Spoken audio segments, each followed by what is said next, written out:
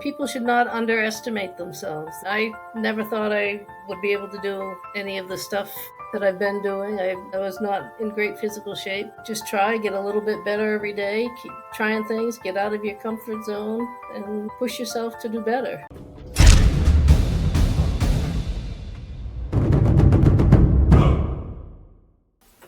Welcome to the next episode of Whistlekick Martial Arts Radio. And today I'm joined by friend Sensei Karen Chandler. Karen, how are you today? I'm doing pretty well. How are you, Andrew? I'm doing great. I'm really excited to get into our chat today because I know we have all kinds of stuff to talk about. But before we get there, I want to make sure that you, the audience, whether you are listening, maybe you're in your car listening, maybe you're watching on YouTube. If you are, please go to the like and subscribe button, hit the notification bell. All of those things really help our algorithm. In fact, even if you are listening to this in your car, maybe later today, go to YouTube and help us out. Subscribe to Whistlekick on YouTube. It'll help things out a lot. If you are brand new to the show, I want to make sure you know about all the stuff that we do here at Whistlekick. Obviously, you've got this podcast, which you're listening or watching to right now, but Whistlekick does so much more than just this podcast. We have apparel that you can purchase, whether it's t-shirts or hats or sweatshirts, or maybe you want to purchase a book. Maybe you want to purchase a training program and help yourself get faster or stronger or more flexible. Maybe you want to attend one of the many events we host throughout the country. All of that stuff can be found at whistlekick.com. Now, this show itself has its own website, whistlekickmartialartsradio.com, and there you can find show notes on every episode we've done. You can find photographs of our guests. You can find transcripts. You also at the top will find a button that says subscribe, and that will allow you to subscribe to our exclusive newsletter, so you'll get notified of every episode that comes out, as well as some behind the scenes things that we might sometimes sprinkle in there just to let you know some of the fun stuff that happens here at Martial Arts Radio. And the last thing you can do if you want to help support the show, you can go to patreon.com/whistlekick and help support this show financially. It is a great thing to do to help support this and help us connect martial artists, traditional martial artists of the world. That's a mouthful. Karen, it's so great to see you today. It's been a while, so I'm excited to sit down and chat. Yes, it has been a few months anyway. Yep. We've known each other for a number of years now, but I would love, and I know you've been training a long time, but I'd love to chat about how you got started in training, because I know where you train and what you train, but I don't know how your journey started. So let's go rewind. This is my rewind right now. And let's go all the way to the beginning. How did you start training? Well, my kids were lucky enough to Fall Mountain High School very briefly had a gentleman who volunteered to come in and teach Taekwondo. It was the 2010 when his daughter started at the high school. So my oldest boy, he'd a few times mentioned wanting to try boxing or checking out this school in Claremont. It's like, we don't have the money. I didn't want him getting into boxing anyway, but didn't have the money to check out karate either.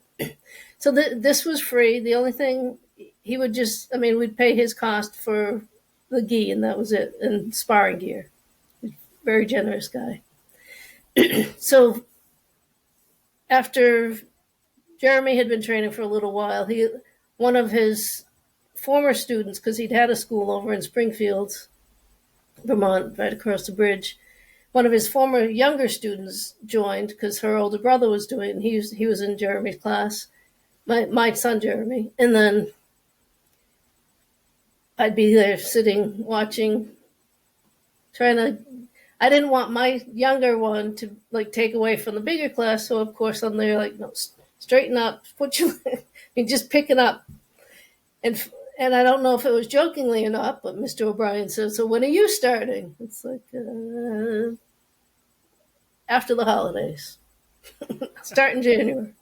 So January 2011, I was doing Taekwondo at Fall Mountain Regional High School with mostly high schoolers, couple of the younger kids, and did that for, went through that school year and partway through the next school year, and then he had some health issues, and there was some political stuff with the school. They were making it really hard to find a spot. Wasn't my I did not have a favorable opinion of them or the athletic director of the time, but we Jeremy once again said, "Well, I have friends that train over at National Institute of Modern Martial Arts in Claremont. We'll check it out." I said, "We'll check it out. There's no way we can afford it. It's just not happening. But go there and meet Sensei Mike, and he's like, he'll give you your first month free. Just come in, try it." He offered me the choice of having my younger son stay with us with the adult class or join the youth class. I figured he'd be better off just peer-wise with the youth class. He was only, how old was he, 9, 10 at the time? So he did that. Jeremy and I did the adult class, and we just stayed there. Or I stayed there. He grew up, graduated high school and had jobs. So Jeremy left the dojo for a while. He came back, finished, got his black belt, but adult stuff, moved on.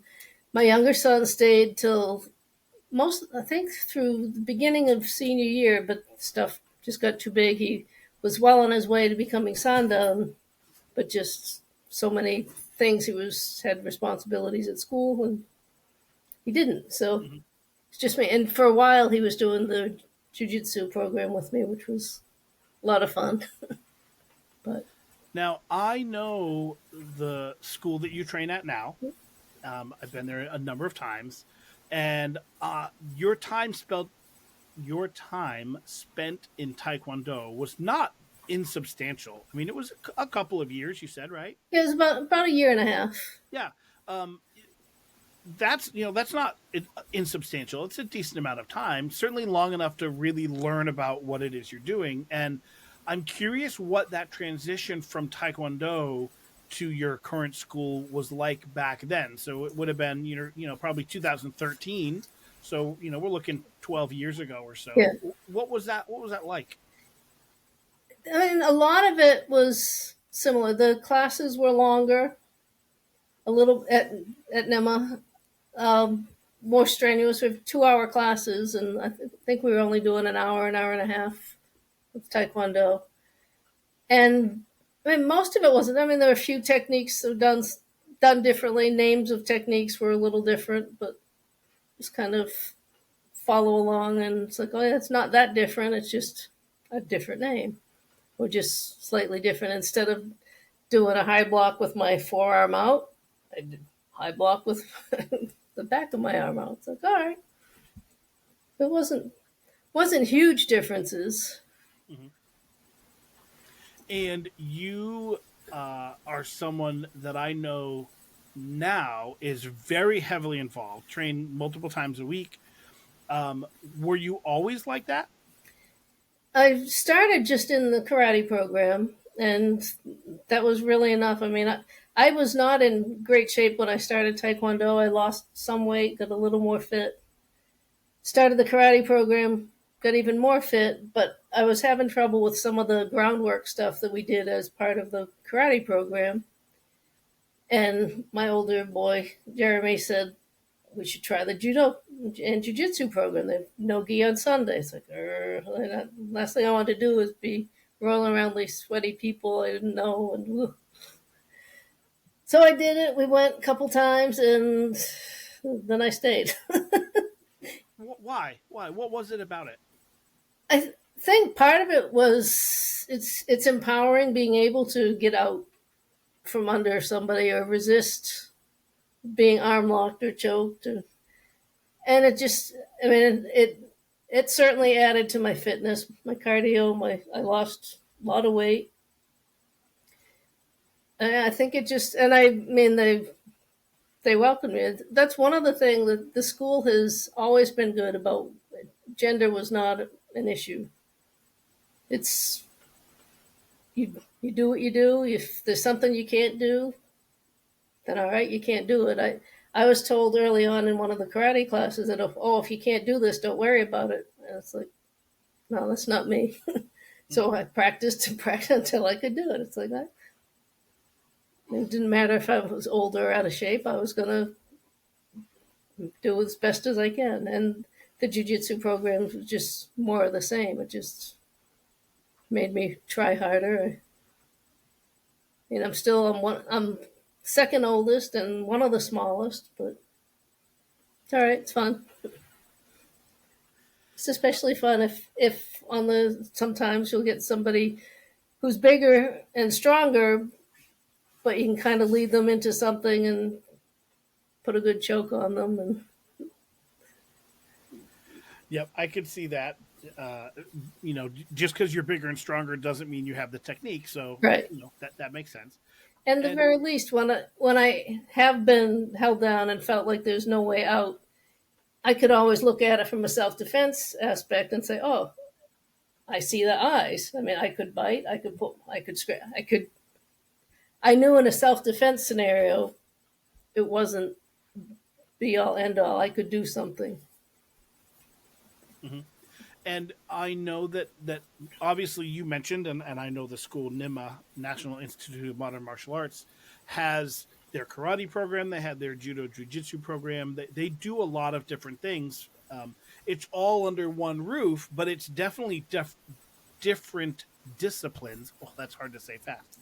Um, and you go out of your way to seek out other training.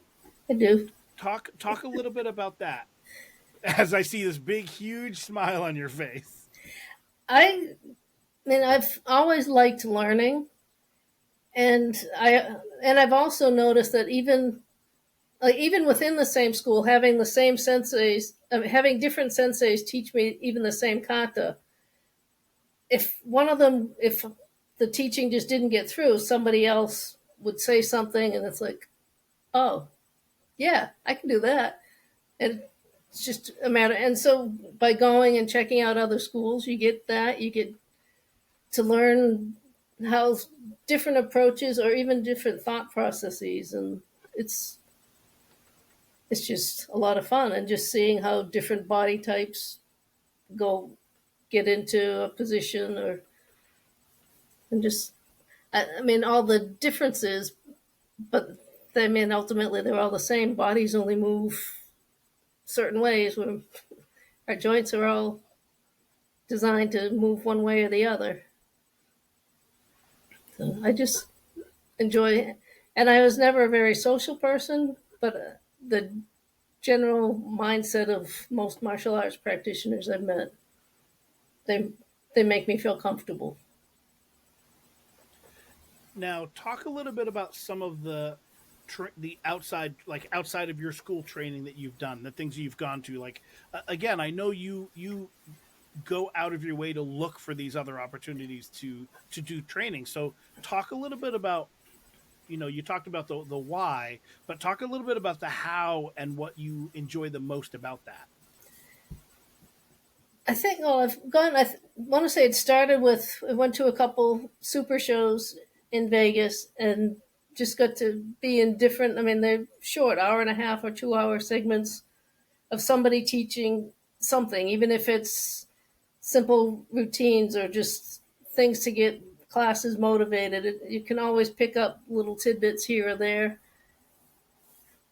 We have our niece Lanata as part of our karate program, and so going to some of like the martial arts symposiums that Terry Dow puts on, there's almost always practitioners doing Filipino stick fighting, so you get to kind of see. And I mean, the approaches might be slightly different, or the explanations might be different, and the movements.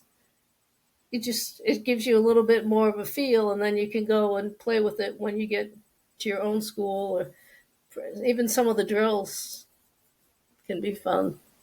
I don't know. It's I like to branch out, learn stuff. Some of it I don't. It doesn't feel like it gets in because you're getting it's like getting fed information from a fire hose. But then down the line, it's like, oh yeah, I remember he showed me this, and you can do a walk from that position, or Just so I'll do. I go to symposiums. I've gone to several Superfoot things. I've gone to, when I visit my daughter in Virginia, I've gone to some of the schools near her. I've gone to, when COVID hit and we weren't doing BJJ at our school for a while, there's a place in Enfield I went to for a few classes. And I was going down in, just down south of us in Bellows Falls. For a while, I was doing a jiu-jitsu class there, going up to the dojo and finishing my day at the jiu-jitsu class. It's like, why not? Can't hurt. Just having different instructors is, you get to learn a little bit more, a little bit differently, I guess. Certainly having an instructor with an open mind allows you as a student to have an open mind and learn lots, which is great. I know you mentioned training Superfoot a few times, and I know from some of the photos that you submitted and from our personal connection that you recently tested to get certification rank under Bill Superfoot Wallace.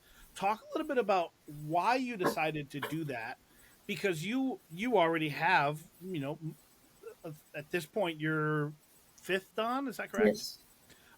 Under Sensei Mike. What made you decide to start training under Bill Wallace, and what was that like? I think what got me interested in it was partly, all the seminars that I'd been to with him, I just get such a kick out of him, and he amazes me at how fluidly he moves. In many ways, I want to be like him when I grow up. Almost 80, and he moves like somebody 50 years younger. He's amazing. And I had never even thought much about getting rank until I saw, like, Jeremy Lesniak. I remember he posted something about, I think, getting his fifth dan under Bill Wallace, and then I heard you and our friend Abby got your show down. It's like, I could probably do that.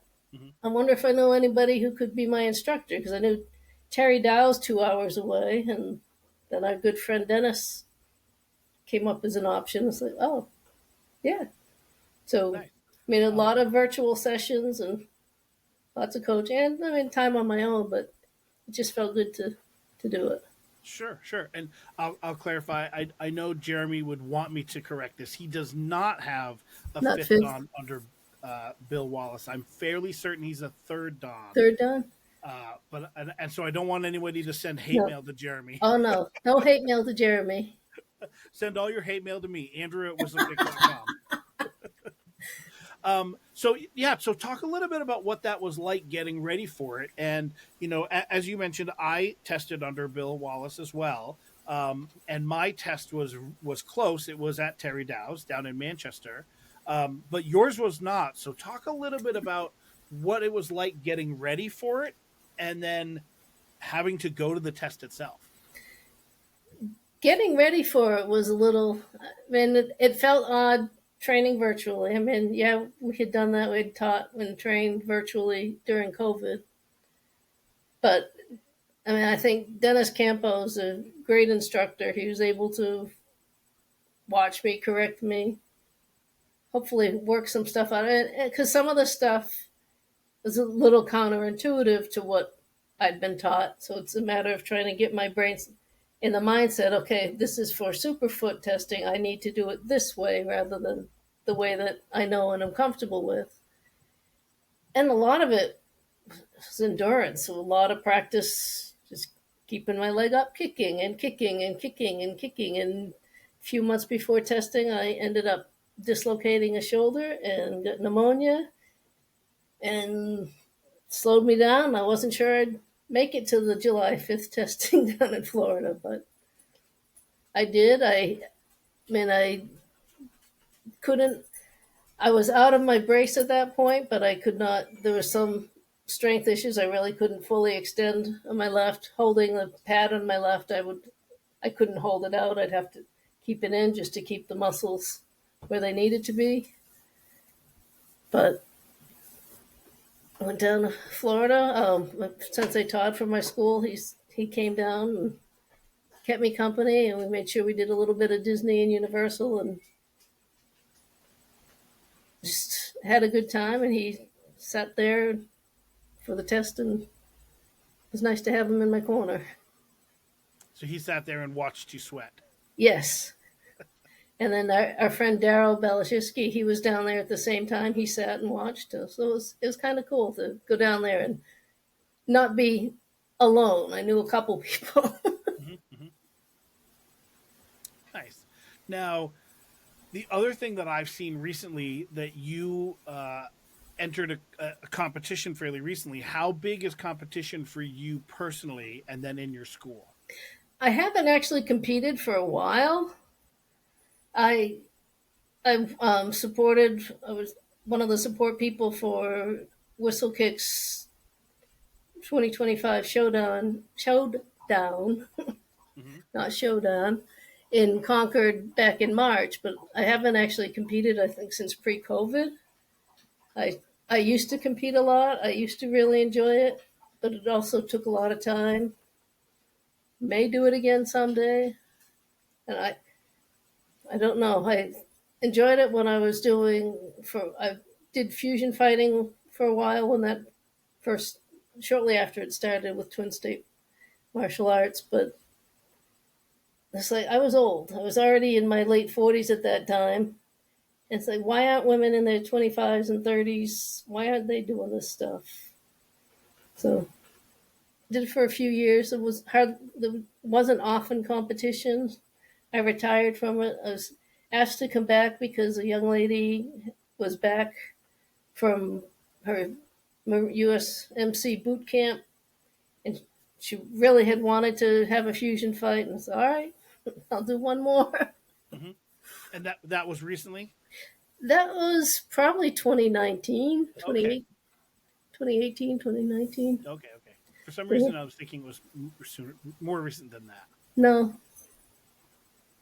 Okay. I had fun with it. It just seems like there should be younger women. Hmm. Now you brought up women fighting. Was that an issue at all? I mean, could it be just that there weren't as many of those competitors? I mean, we all know that they are less common. Right. What were your experiences like? There Going there weren't very many. I mean, the times that I did have competitors, they at least were younger women, but they didn't. Of actually, one was in my peer group. I'd say she was right around my age, but there typically were younger women. But I don't. I mean, you'd see them once, maybe twice, and it's like, I don't know what. I mean, it feels like it's a lot closer to a self defense scenario than regular sparring. You're in there, you've got some grappling involved. It's certainly not the same as being in a street fight, but Mhm. it feels better. I mean, 3 minutes doing fusion is some pretty intense cardio.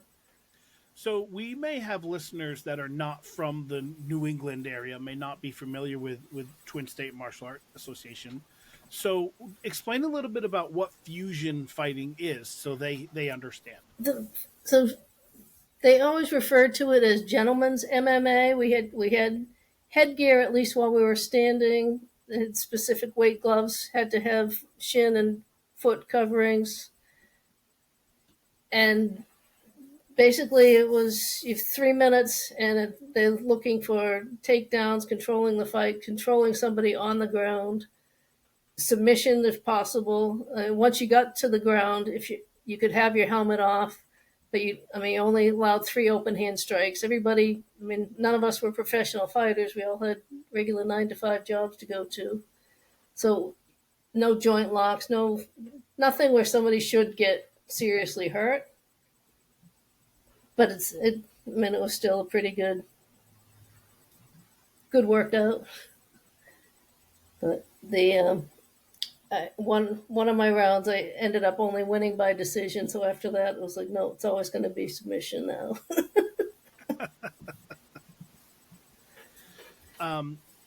What's your favorite thing about training? Like when you go into class, because I know you still take class, right, from your Yes. instructor, and when you get to class, what are you hoping you work on that day?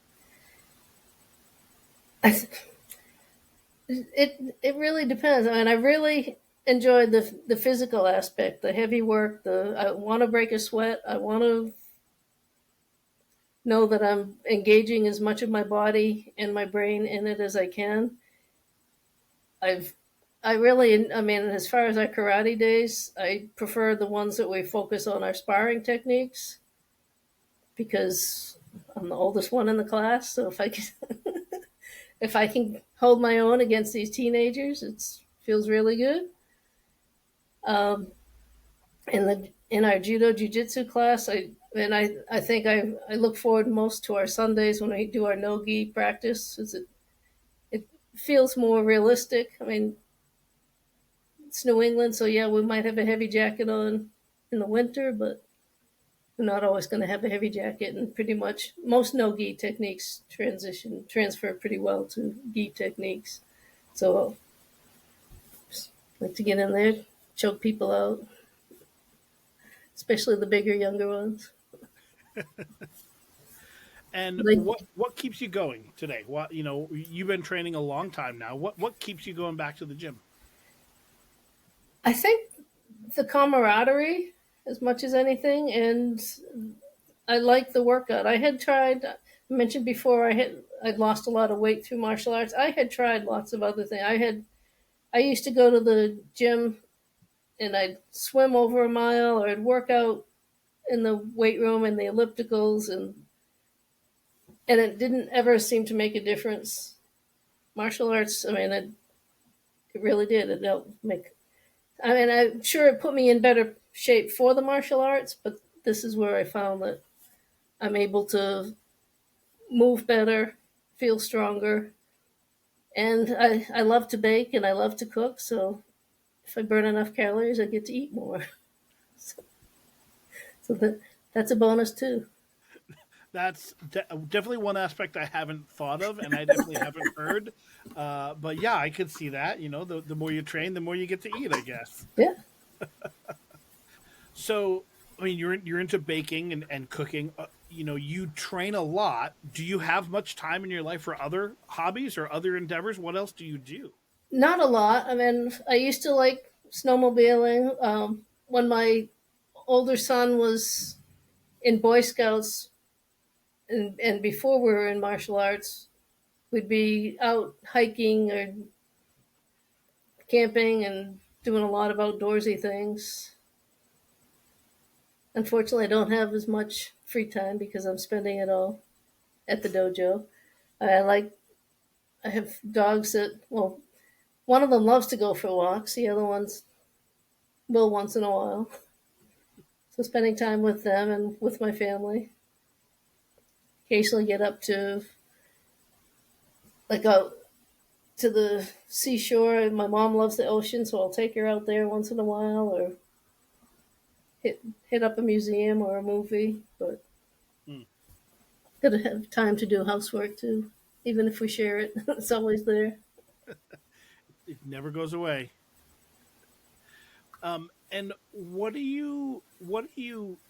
have you not done in the martial arts that you want to do? Like, you've already mentioned going to the Super Show out in Vegas a few times. You've been to Florida. You tested under Bill Superfoot Wallace. What's on your bucket list martial art wise that you haven't crossed off yet? I don't know. We had a guest instructor several years back come and do some salat scarf techniques. And some of that stuff I wouldn't mind getting more. So more of the Filipino type stuff. I watched some of them and it's like they move so fluidly. It's like I don't know if I could do that. But I think just learning more about what I can do, and I mean using stuff within your environment, like the scarf techniques, they translate to just a t-shirt. I mean we could use them to defend, to choke, to just get a kind of disable a weapon arm. Or it's like Just a lot of fun stuff. I probably wouldn't mind doing something like that. Capoeira looks fun, but again, I'm not the gymnast type, and coming up on 60 next year, I don't know, maybe I'll try it anyway. Doesn't hurt to try, right? No, And let's talk, books and movies. When you didn't start training until much later in your life, right? right. I didn't ask your age. You gave out that next year you're going to be 60. So, when you started training in 2011, you were already long into your adult life. Um, so I'm curious what for you as a younger person did martial art movies or whatever make their way into your psyche, and how much did that have to play when you started training as an adult? It, I think it was in the background. I remember watching Kung Fu when I was young with David Carradine and thinking that was pretty cool. And I do remember we lived down in Massachusetts, and there was I want to say it was a Fred Villari school in the Chelmsford Mall. And I remember telling my mom I'd like to try it. And of course, taking care of five of us, there wasn't money to do it. But, and so I just figured, well, never really occurred to me a whole lot. I remember watching The Karate Kid. I remember watching movies with Jean Claude Van Damme and Steven Seagal, but that was not something I could do. I just it was one of these things that I knew I'd never do it, and then kind of got forced into it, and I've loved every minute. So And what about now that you're training, books, movies, media stuff? I wish I had more time for books and movies. I do listen to the Whistlekick podcast. I will occasionally go looking up reels for BJJ stuff, or just happen upon them.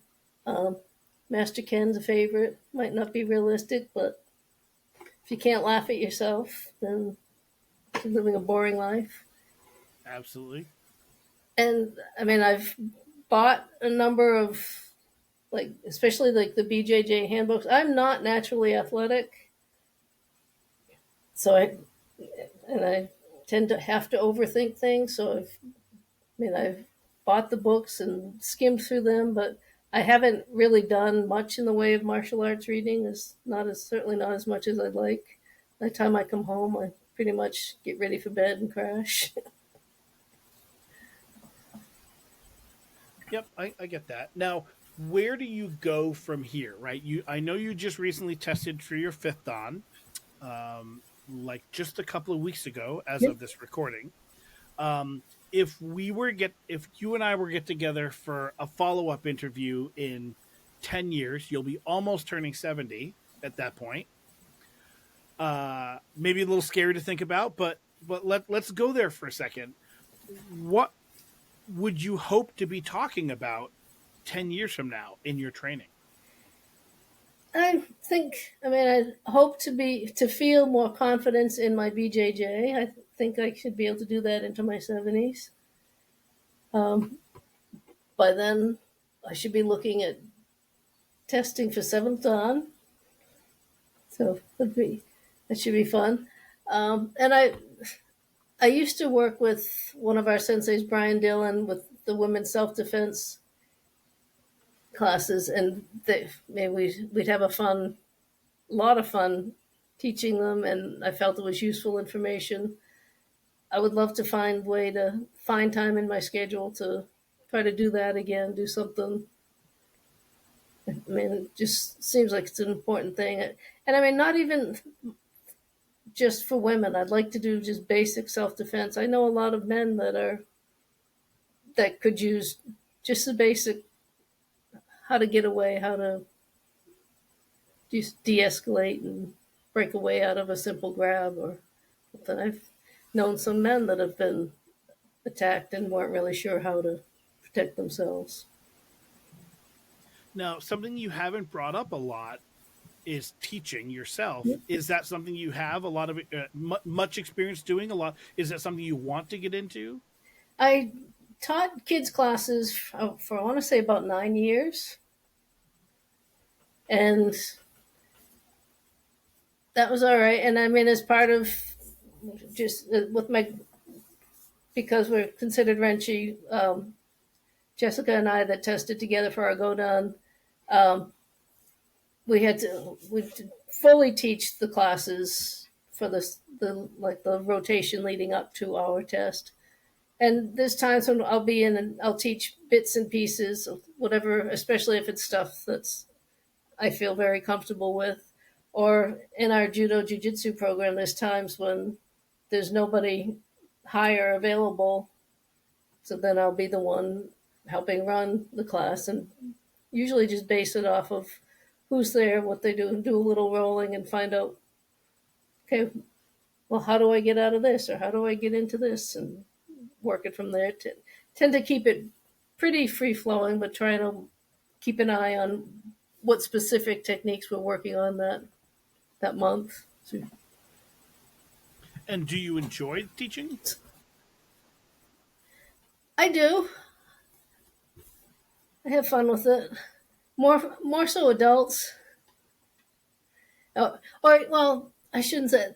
I like teaching anybody that's there to learn, Mm-hmm. as opposed to there to fill time or get rank or somebody that wants to learn and wants to take it in and is willing to think about and practice and not just be there. I guess it's like the old adage with for school where a student goes to school to learn versus a pupil who learns to go to school. I'd much rather work with the student than the pupil. That's interesting. I have not heard that quote. I like that. Um, if people listening or watching this episode, something you said really resonates with them and they'd like to connect with you, how could they do that? I am on Facebook, not always. I don't really have any other big social media things. Uh, Email, I guess, Chandler sensei.nema@gmail.com. I don't check that as often as I should probably either, but I'm busy. Um, so this has been a lot of fun. I'm going to throw it back to you here in just a minute, but I just want to reiterate to people watching or listening, check out all the stuff that we do at Whistlekick. Whistlekick.com. You can find all of that stuff. I didn't mention it at the beginning, but you could learn about if you're a school owner, you can learn about Whistlekick Alliance, which is our program for school owners. You can also, if you're interested in teaching, Karen, we talked about teaching, but Whistlekick has their martial art teacher training certification program. You can find information about that at whistlekick.com as well.